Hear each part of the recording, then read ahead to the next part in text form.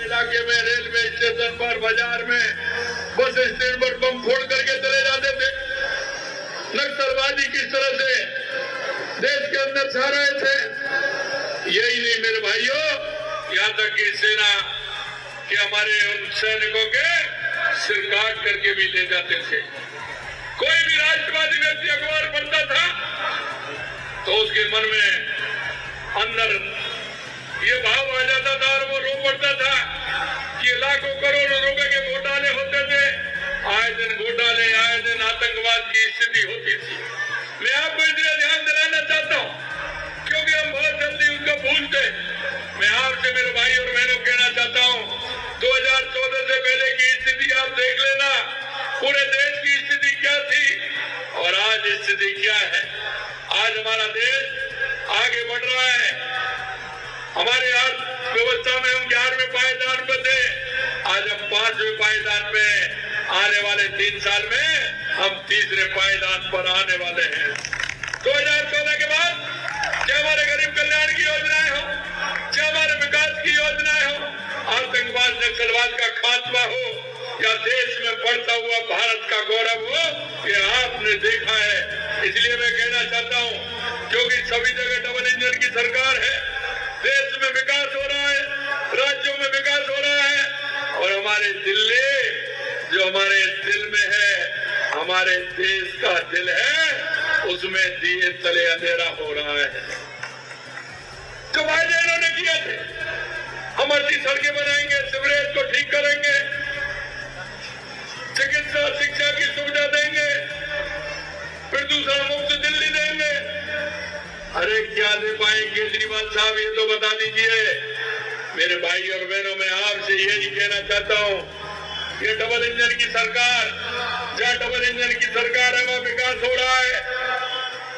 हमारे राजस्थान के अंदर 1 साल पहले सरकार आई थी, आपने देखा 1 साल पहले जब सरकार आई थी, हमने हमारे संकल्प पत्र में जो वायदा किया, अरे घोषणा पत्र तो कांग्रेस और केजरीवाल निकालते, कांग्रेस और केजरीवाल की राशि भी एक ही है, इसलिए कांग्रेस वाले तो निकालते हैं, ये घोषणा पत्र निकालते हैं। आप सब पढ़े लिखे हो, मेरी माता बहनों से भी मैं कहना चाहता हूँ, आप केजरीवाल के दोनों घोषणा पत्रों को देख लीजिए कि उन्होंने कितना उनको पूरा किया है। चुनाव आते हैं तो कुछ भी हाँ करा लीजिए, माता बहनें कहेंगे वो भी दे देंगे, हमारे बुजुर्ग कहेंगे वो भी दे देंगे, आप जो मांग करेंगे वो भी दे देंगे, लेकिन उसके बाद कुछ नहीं देने वाले हैं। और एक तरफ देश के यशस्वी प्रधानमंत्री नरेंद्र मोदी जी हैं, जो कहते हैं वो करते हैं और करते हैं वही कहते हैं।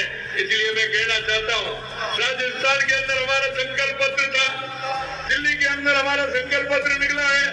जो संकल्प पत्र 2014 में लिया वो हमने 19 में पूरा किया और 19 में जो जनता के बीच में संकल्प पत्र लिया उसको 23 तक हमारी केंद्र की सरकार ने पूरा करने का काम किया है। अब हमारी राजस्थान की सरकार ने 1 साल पहले जो संकल्प पत्र दिया था, मैं आपको विश्वास दिलाना चाहता हूँ, राजस्थान के मेरे भाई बहन यहाँ होंगे, यहाँ काफी रहते हैं, मैं आपसे कहना चाहता हूँ 1 साल के अंदर हमने 50% से 55% हमारे संकल्प पत्रों को पूरा किया है, देश के यशस्वी प्रधानमंत्री जी नरेंद्र मोदी जी के नेतृत्व में।